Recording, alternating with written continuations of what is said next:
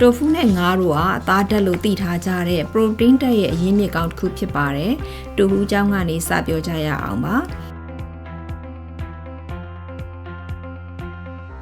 တိုဟူအတွက်ခွင့်ပြုထားတဲ့အမှတ်တံဆိပ်တွေကတော့နာဆွေယာ extra firm, light firm,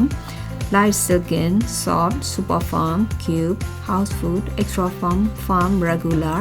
azumaya, firm နဲ့ simple true firm တို့ပဲဖြစ်ပါတယ်။အဲ့ဒီထဲကမှ8အောင်စာသို့မဟုတ်14အောင်စာမှ16အောင်စာဘူးများကိုရွေးချယ်ဝယ်ယူနိုင်ပါတယ်။မိသည့်အမှတ်တံဆိပ်9တစ်တာဘူးကိုမဆိုသတ်မှတ်ထားသောအရွယ်အစားလိုက်ရွေးချယ်ဝယ်ယူနိုင်ပါတယ်။